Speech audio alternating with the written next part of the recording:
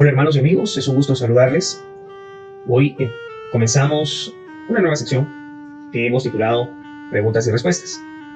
Hay una pregunta que se planteó recientemente en YouTube, posterior a un conversatorio que hemos tenido. Y pues de ahí emana la pregunta. La pregunta la hace el hermano Arturo Monjaras. Dice: gracias por compartir sus conocimientos. Tengo una pregunta. ¿Qué opinan de los libros apócrifos? Como por ejemplo el libro de Juan o el libro de Enoch. Así que en los siguientes minutos procuraré dar una opinión, la cual representa mi opinión.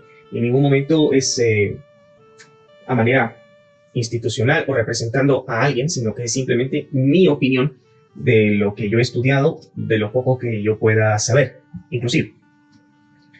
Y pues para ello comentaré dando algunas referencias históricas, lingüísticas, pero también de análisis, pues de lo que uno hace constantemente, analizar y tratar de profundizar en la medida de lo posible en la escritura, tomando en consideración que no lo sé todo y pues también que es parte del diálogo. Posiblemente alguien pueda sentirse aludido en su forma de pensar, no lo tome personal, tomemos la vía del diálogo, seamos respetuosos. Si no estamos de acuerdo, pues no hay ningún problema. Lo importante es mantener esa apertura de poder discutir un tema. Para esto también supondré que habremos de saber lo que significa la palabra apócrifo. Y pues iniciamos. Cuando uno empieza a hablar de estos temas, surge la idea que entre más antiguo, mucho mejor. Y en cierto sentido, hay una realidad en esta frase. Suena lógico. Pero con honestidad y tratando de ser objetivos, esa es una falacia, hermanos. No necesariamente lo más antiguo puede ser lo mejor. Ese es el desafío que tiene el estudiante de la Biblia. Buscar entre lo más antiguo aquello que tenga peso, aquello que tenga validez.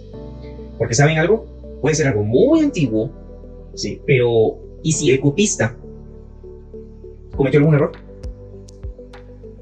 O si por equivocación o mala suerte nos encontramos con algún error y creemos en ese error.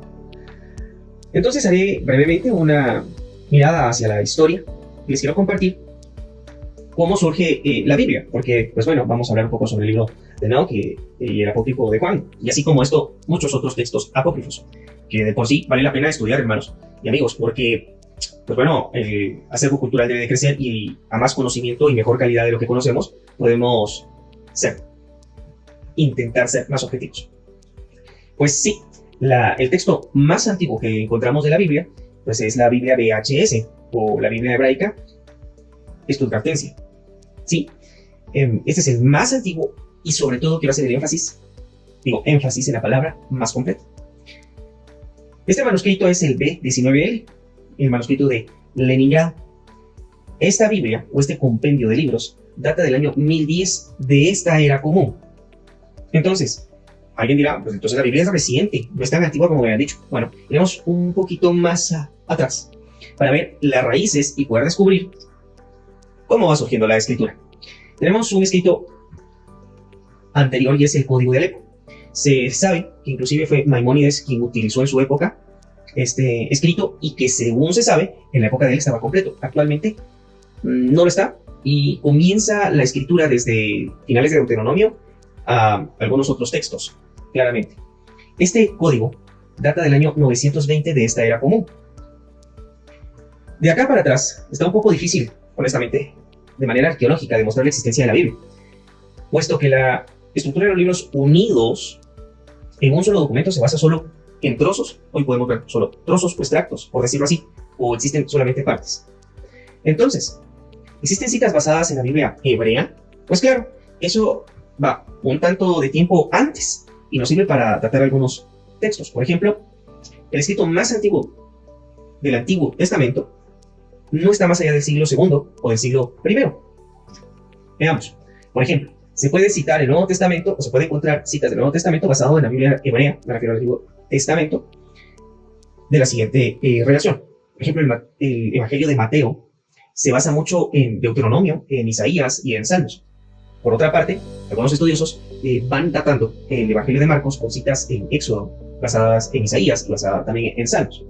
Por ejemplo, algunos manuscritos de la Septuaginta o versiones ilíacas como la Peshitta, que tiene un origen arameo, o la Peshitta en castellano. Estos escritos datan del siglo I o II de esta era común, de una manera fragmentada y escasa, hay que decirlo. ¿Por qué he hecho este recorrido? Porque vamos a llegar a los rollos del Mar Muerto. Para responder a esta pregunta que nuestro amigo Arturo nos plantea, pues ¿cuál es mi comentario sobre los libros apócrifos, como el libro de Juan y el libro de Enoc? Pues he tenido que retroceder un poco en la historia y llegar hasta los rollos del Mar Muerto. Más o menos para el año 140, antes de la era común, importante hacer énfasis en esto, antes, se tiene documentado la formación de la secta de Qumran. Para algunos académicos es diferente los esenios a los qumranitas. En fin, este no es un problema ahora a discutir, pero sí vale la pena mencionar la época histórica en la que se forma esta sociedad, que por cierto es una sociedad muy cerrada. También algunos estudiosos dicen que estos son los antiguos levitas. Que para ser honesto, el problema se basa en Antíoco Epífanes y cómo él quiere destruir el sacerdocio, y pues a base de muchas traiciones logra destruir un orden sacerdotal, y a través de la corrupción año tras año se escoge un sumo sacerdote. De allí que en la época de Yeshua existen dos sumos sacerdotes. Entonces los antiguos sacerdotes se cree que fueron los que fueron a vivir a Qumran. Existe el testimonio en estos rollos del Qumran de métodos interpretativos no convencionales de la Biblia, y la verdad que eso es algo que hay que resaltar y que es muy importante para el estudioso del Nuevo Testamento. Ya veremos por qué. Esto es lo revolucionario y es lo que puede vincular con el Nuevo Testamento. La mayor parte del Nuevo Testamento, hermanos, está basado en métodos interpretativos no convencionales. Por ejemplo, se nos ha dicho la frase que un texto fuera de contexto es un pretexto. Pues resulta que en el Nuevo Testamento esa frase no encaja. Por lo menos para alguien que es estudioso de la Biblia, vinculando el Antiguo Testamento con el Nuevo Testamento, bueno, usando estas frases, alguno pues estará ya hablando como en otros términos, ¿verdad? Hablará de la Brit Hadashah. No sé, yo hablaré ahora con estos términos. Pues fíjense que no encaja esa frase, porque el Nuevo Testamento sí tiene frases sacadas de su contexto, y no por eso es un pretexto. El sistema aquí de interpretación es el sistema Pesher, y pues resulta que en los rollos del Qumran se encuentra mucho esos métodos interpretativos no convencionales. Quizás en algún momento hable en otro video sobre el Pesher, claro, si ustedes lo desean. Esta es la razón por la cual el judaísmo ortodoxo actual, o lo que se le conocería como el farisaico o fariseo, no comprende el Nuevo Testamento. Si ponemos a un judío ortodoxo, el Nuevo Testamento lo va a encontrar sacado de su contexto. ¿Por qué? Porque tendría que estudiar un sistema interpretativo no convencional y descubrir esa metodología interpretativa. Sí. Hoy un judío ortodoxo considera el Nuevo Testamento como un invento, y la verdad que es con justa razón, claro, desde su perspectiva, porque le hace falta este método interpretativo no convencional. Entonces, hemos ido retrocediendo en la historia para descubrir que los rollos del Mar Muerto tienen una importancia en nuestro tiempo. Pero, y aquí hay un pero, no todo lo que aparece en las cuevas de Qumran realmente es tan antiguo como parece ser. No por eso vamos a generalizar, pero este problema está latente. Se sabe que a lo largo de la historia se fueron introduciendo textos, sea de manera planificada o no, en esta parte de Israel, y esto nos acarrea a la posibilidad de que se haya querido desvirtuar ante el incauto la información que se precisa en estos lugares. En otras palabras, y si alguien con hecho pensado intentó introducir un texto en estas cuevas con tal de desvirtuar una forma de pensamiento de una sociedad cerrada, pues sí, esa posibilidad está. Existen rollos que datan en el Qumran desde el siglo V. Imagínense ustedes, es en la época bizantina. En esa época se tiene datado de que se introdujeron textos. ¿Cómo lo sabemos? Pues bueno, a través de muchos estudios, inclusive el tipo de palabras que se utilizaban en esa época. Entonces existían rollos en Qumran del siglo V, del siglo IV, del siglo III, del segundo, hasta el siglo II antes de la era común. Entonces, eso de por sí ya nos va llevando al análisis de qué tan cierto o verídico es lo que voy a encontrar en estas cuevas, por lo menos en estos textos. Entonces, surge la frase: no todo lo que está en Qumran es antiguo. Si retrocedemos un poco más en la historia, nos vamos a encontrar el vestigio más antiguo de la Biblia hebrea. Es un Birkat Uanim, es decir, una bendición arónica o sacerdotal. Es una tablilla de oro, es una placa o una mina de oro, y esta fue encontrada al sur de Israel. Más o menos data entre 900 y 700 años antes de la era común, en donde, pues en el valle de Kidrón, o también como se le conoce, el valle de Cedrón. En hebreo se le conoce como Widi al-Hof. Encontramos en esta laminía la escritura asiria, que es la escritura cuadrática en hebreo. Así le llama por lo menos el Talmud a las letras cuadradas, escritura asiria. La escritura ibri es la que encontramos en la laminía. Claro, ahora el hebreo le llamamos a esa cuadrática, a esa forma cuadrada, pero en tiempo antiguo se le conocía como ibri. Algunos le llaman actualmente la escritura fenicia o también le conocen como protofenicio o protocananeo. De estas ideas, amigos y hermanos, vale la pena también resaltar que en su momento el descubrimiento de Qumran tomó mucha importancia por la clase de descubrimientos que se estaban realizando. Sin embargo, ahora parece haber un decantamiento porque quizás hay textos que están muy destruidos y solo son pequeñas partes, pero también hay poco, si lo queremos calificar de esta manera, poco relativo a la Biblia hebrea en las cuevas de Qumran, aunque existen textos muy interesantes. Haciendo una línea de tiempo, empezando de derecha a izquierda, podemos ver que lo más cercano a una Biblia completa es la Biblia Estográfica del año 1010 de esta era común. Antes, un código, el código de Alepo, del año 920 de la era común. Se descubren rollos de Qumran del siglo VI, es decir, hay textos del siglo VI de esta era en Qumran, y eso ya es si queremos ponerlo de esta manera, es un pelo en la sopa. Y pues existen citas del Nuevo Testamento basadas en la Biblia hebrea del siglo I y del siglo II, y pues también hay rollos muy antiguos en Qumran del 140 de la era común, pero también tenemos el vestigio más antiguo, que es una laminía de oro, que es más o menos del año 900 a 700 antes de la era común. Si usted, amigo y hermano, desea descubrir un poquito más sobre los rollos de Qumran, le dejo aquí 2 sitios web, donde usted puede entrar a descubrir como que estuviera en el museo de Qumran, de los manuscritos del Mar Muerto, y puede leer al alcance de un dispositivo móvil, como que estuviéramos de manera presencial. Este es el segundo sitio web que les sugiero. Me gusta este segundo porque nos permite encontrar específicamente por año el tipo de escritura que estamos leyendo. Entonces, inclusive tengo textos en latín. Encontramos aquí textos en latín y eso, como digo, es un argumento para darnos cuenta que puede ser que de manera deliberada se han ingresado algunos textos. Tomando esta consideración, hablaré brevemente de la Septuaginta. Y el asunto en cuestión, analicemos. Resulta que la Septuaginta se escribió 100 años antes de los rollos de Qumran. Estamos hablando más o menos del 300 antes de la era común. Y no incluye la Septuaginta algunos libros que sí aparecen en el Qumran. En este caso me estoy refiriendo a...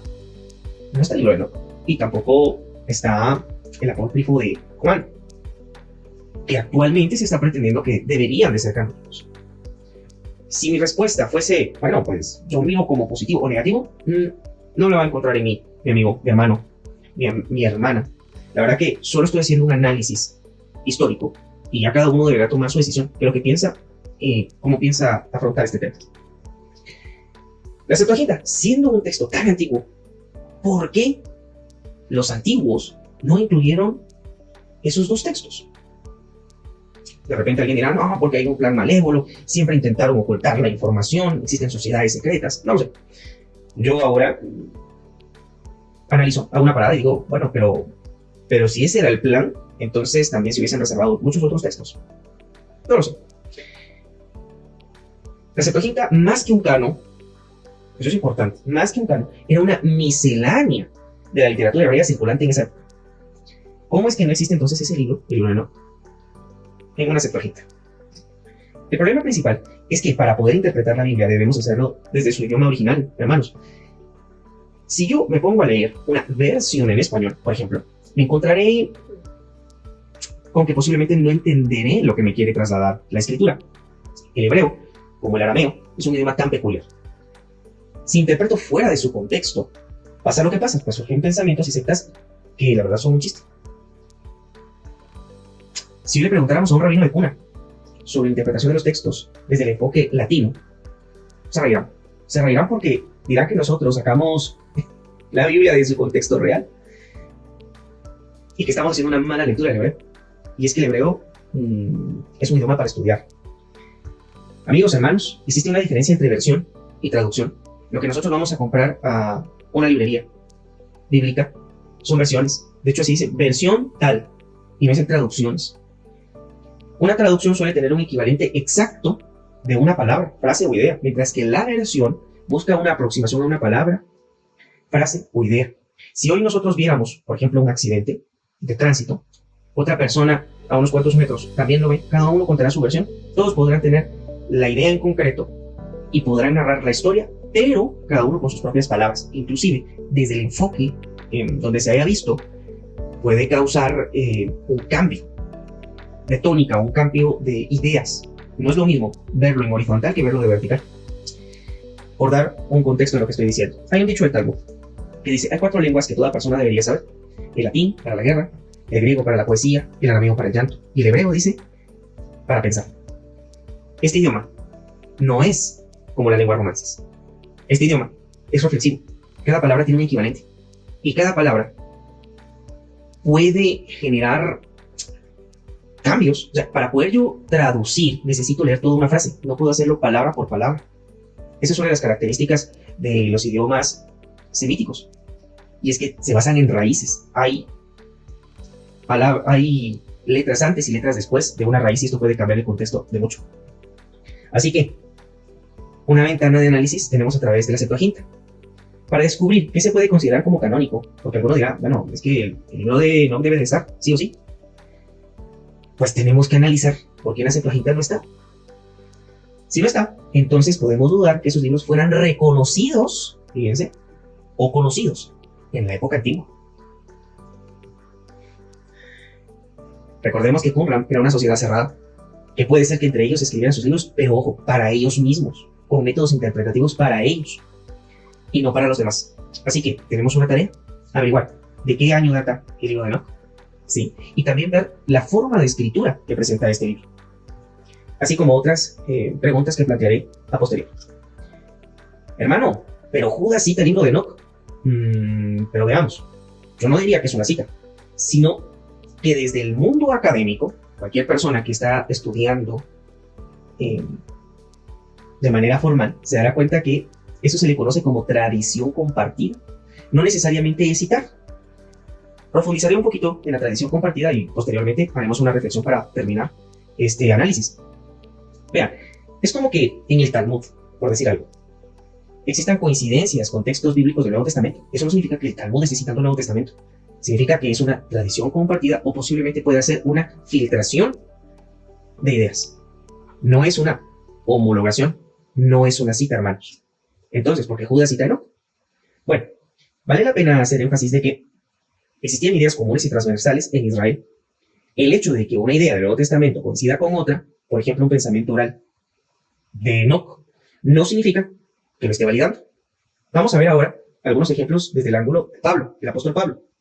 Rav Shaul, el cual cita algunos autores griegos. No sé si usted sabía eso, pero Pablo está citando autores griegos, y eso está en el Nuevo Testamento. Y no necesariamente por eso él quiere darle el propósito de validar a los autores, dándoles un estatus de palabra divina a esos escritores griegos. Pablo simplemente está citando autores griegos para ilustrar la enseñanza, llevarlo a un nivel elevado de lo que él está presentando en el contexto en que lo presenta. Él jamás usó una mezcla, o es una mezcla de los dogmas de la filosofía griega con el pensamiento hebreo, es decir, con las verdades reveladas. Por ejemplo, Hechos 17:28 nos dice: lo que cito en color rojo es una idea, un pensamiento que tiene otro autor. Veamos. Porque en él vivimos. Ah, qué bonito lo que escribe Pablo. Inspiración divina. Pues no. Resulta que Pablo está citando a un pensador griego. Esta es una expresión de Epimenides de Conosos, es decir, de Creta. Él es un filósofo y poeta del siglo VI, antes de la era común, que decía: porque en él vivimos. Es una frase de él. Y dice: y nos movemos y somos, pongo en gris, como algunos de vuestros propios poetas. Está citando a un poeta griego, también lo ha dicho. Y cito en color azul: porque linaje suyo somos. Oh, qué inspirado amaneció Pablo. Bueno, resulta que, pues, un linaje suyo somos también es una frase de otro pensador, un pensador griego, Es de Arato, de Sicilia, entre el año 315 al año 245 antes de la era común, pues está expresando estas ideas. Y se registran en su obra titulada Fenómenos. ¿Ven? Cómo Pablo está citando a un autor que no es hebreo, sino que es griego, y por eso está validando todo un dogma. Sino está utilizando palabras, frases de un contexto para que tenga conocimiento vinculante a la escritura. Tenemos la primera carta de Corintios, capítulo 15, versículo 33. La frase completa dice: no erréis, de color rojo es la cita. Una cita que viene de Medrano, un poeta ateniense del año 343 al 280 antes de la era común, y dice: las malas conversaciones corrompen las buenas costumbres. Pues resulta que Pablo no es el autor de esto.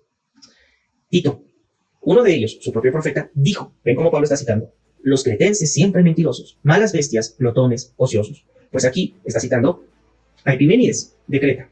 Por eso le titula en la cita como su propio profeta, hablando de sus conciudadanos. Pues sí, hermanos, entonces surge la pregunta, ¿quién es el autor del libro de Enoc? Desde el mundo académico, Enoc es un pseudoepígrafe, es decir, alguien que está afirmando falsamente algo. Esa es una de las definiciones de pseudoepígrafe, y que dentro de la escritura hebrea, si bien es algo conocido, hay pseudoepígrafes, pero hay que recurrir a la arqueología literaria para descubrir qué tan real puede ser. Por ejemplo, a través de la frase, a través de la palabra, esa palabra qué tan antigua es o qué tan moderna. Por ejemplo, a veces en nuestra oración decimos eterno. La palabra eterno o altísimo es una palabra post-babilonia. Antes del exilio de Babilonia, esa palabra no era conocida ni utilizada. Entonces ahí podemos datar más o menos ese pensamiento de cuándo viene. Ahora, la arqueología literaria pues se encarga de reacomodar ideas, pensamientos, porque, como dice un dicho, en río revuelto, ganancia de pescadores. Y aclara lo que realmente quiere decir el texto desde su origen. Y eso es muy importante. Así que si usted tiene la oportunidad, amigo, hermano, hermana, de estudiar hebreo, hágalo. Vale la pena. El último libro que se conoce como cronológicamente más reciente, por eso digo el último, dentro del canon del Antiguo Testamento, es el libro de Nehemías. Entonces es el más reciente. Y es del siglo IV antes de la era común. El libro de Enoc, por otro lado, que aparece en Qumran, va siendo del siglo II antes de la era común. Vean ustedes la diferencia. Son más de 2 siglos, ¿no? Entonces, somos selectivos en lo que nosotros estamos leyendo, y es que muchas veces caemos en ese error. Yo creo en esto, de este libro, pero de este libro no creo en aquel. Bueno, entonces estamos dejando de ser objetivos. Al tomar lo que nos gusta y desechar lo que no. Lo que no quiero aceptar de un texto. Eso ya es una desviación. ¿Por qué el libro de Enoc está datado como pseudoepígrafe? Porque estructuralmente tiene aspectos que hacen ver que no es tan antiguo como parece. ¿Sí? Hoy, por ejemplo, el pensamiento judío, o también como se le puede llamar, ¿verdad? El pensamiento hebreo. Me gusta más usar la palabra pensamiento hebreo porque es más amplia. El judaísmo solo es una parte de la emuná. O prefiero decir la palabra, hoy en el pensamiento de la emuná Israel, no cabe el pensamiento de las mezclas entre ángeles y humanos. Vamos a preguntarle a un sabio de Torah a ver si eso es posible. Y se reirá, dirá, no, eso no nos quiere decir el hebreo. El hebreo nos está diciendo otra cosa. Por cierto, si alguien alguna vez quiere que toque el tema de qué es la Emuná de Israel, bueno, espero sus comentarios, ¿sí? Puedes desarrollar el tema. Entonces yo sugiero leer en el contexto lo que estamos hablando, el libro de Enoc. Pues el libro de Enoc parece contradecir muchas cosas del Nuevo Testamento en su teología. Vean ustedes. Según el libro de Enoc, él subía a los cielos, ¿no es cierto?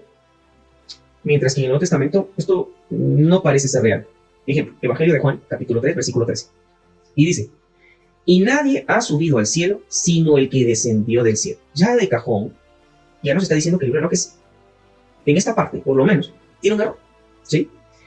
Y dice, repito, y nadie ha subido al cielo sino el que descendió del cielo, el Hijo del Hombre que está en el cielo. Dice nadie es nadie, solo un sujeto. ¿Vemos? Bueno, pues Judas creo que no nos está diciendo de que existe un libro de Enoc. Creo que estamos leyendo mal. Si pues nosotros no tenemos la oportunidad de dominar algún idioma, como por ejemplo el hebreo, el arameo, el griego, bueno, ya sugiero algo pues súper práctico, que agarremos varios textos bíblicos, varias versiones, para poder corroborar qué es lo que realmente nos quiere decir. Y creo que así vamos a poder tener una idea amplia de la esencia del texto. Judas nos dice: de estos también profetizó Enoc, séptimo desde Adán, diciendo, he aquí, vino el Señor con sus santas decenas de millares para hacer juicio contra todos. Es que tenemos que leer todo lo que nos está diciendo, y dejar convictos a todos los impíos de todas sus obras impías que han hecho impíamente, y de todas las cosas duras que los pecadores impíos han hablado contra él. Énfasis en pecadores e impiedad. Estos son murmuradores, querellosos, que andan según sus propios deseos, cuya boca habla cosas inflamadas, adulando a las personas para sacar provecho. Bien, déjenme comentarles porque creo que dice, profetizó Enoc. La palabra Enoc, o el nombre Enoc, ya en el contexto, nombre, Shem, no solo indica un significado, X, cualquier situación, sino que también está vinculado a la palabra que significa objetivo. Es decir, Enoc tiene un objetivo, y su objetivo ya en sí es una profecía. ¿Sí? Nosotros tenemos pensamientos como que profecía es hablar sobre algo futuro, pero no, profecía es el cumplimiento de algo, una realidad. Y pues quizá pueda desarrollar este tema en alguna próxima oportunidad, que es profecía. Enoc, viene en hebreo, Hanok, que significa dedicado, instruido, maestro, consagrado y seguidor. Por eso dice, profetizó Enoc, porque la vida de Enoc fue una profecía viviente. Él fue consagrado, él fue dedicado, fue instruido, fue seguidor. En cambio, y si nosotros hacemos un análisis de la lectura, pues nos está mostrando personas impías. Entonces, ¿cuál es la profecía de Enoc? No es un texto, es su propia vida. ¿Sí? Es su propia vida, comparándola con personas que son la antítesis de su objetivo, el objetivo de Enoc. Leamos otra versión, una traducción, esta es una traducción, una traducción viviente, y dice, Enoc, quien vivió en la séptima generación después de Adán, profetizó acerca de estas personas. ¿Cómo profetizó? Repito, por su vida. Su vida fue una profecía viviente. Y dijo, escuchen. Yo no veo que aquí nos diga, Enoc escribió en su libro, porque no lo vamos a encontrar. Tal cosa no existe. Dijo, escuchen, o sea, Shema. El Señor viene con incontables millares de sus santos para ejecutar juicio sobre la gente de este mundo. Declara culpables a los seres humanos por todos los actos perversos que cada uno haya hecho y a los pecadores rebeldes por todos los insultos que hayan dicho contra él. Vemos, hermanos. Repito, yo creo que aquí no está hablando de un libro, sino está hablando de que su vida fue una profecía viviente. Pablo dice que somos cartas abiertas. Creo que por ahí hay que tomarlo. Ahora alguien dirá, no, pero Génesis o Bereshit habla de los Elohim. Sí, lo entiendo, pero si vamos con un estudioso de Torah, nos va a decir que hay dos posibles interpretaciones y no se declinan a que haya una mezcla angelical de ángeles voladores, ¿verdad? De hecho, nosotros tenemos el pensamiento que un ángel es alguien que lleva una espada, lleva alas, aureola. Pues no, en el pensamiento hebreo eso no existe, eso es una broma. Se reiría de nosotros si planteamos ángeles de esa manera.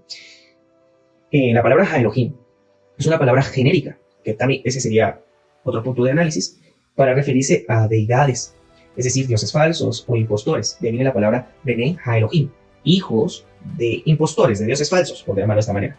Así que no pensemos que son hijos de Dios o hijo del Dios de los cielos, ¿verdad? Del Eterno. Hago una parada acá y explico que Ben es hijo, pero surge la pregunta, ¿hijo qué es un hijo? Pues la palabra Ben, desde el hebreo, escudriñando en la misma palabra, no se debe traducir como hijo, sino que en sí nos muestra que es un portador, es un discípulo que tiene derechos de herencia. De viene la palabra Bene Ha-Elohim, es decir, los hijos de Dios, es decir, los portadores, los discípulos de Dios, es decir, los herederos de deidades. En fin, hermanos, esto me lleva a analizar esta bonita pregunta que ha planteado Arturo. Gracias por compartir los conocimientos, dice Arturo. Yo te digo, Arturo, gracias por plantear la pregunta. ¿Qué pienso yo entonces de estos libros? El libro de Juan, el Apócrifo, y el libro de Enoc. Pues bueno, yo pienso que hay que analizar el contexto. Y creo que hay muchas filtraciones, culturas inclusive. Y ya puedo decir con total seguridad de lo que he planteado, que no necesariamente es que se esté citando un libro, sino que se está citando la vida de alguien que fue dedicado, en el caso de Enoc.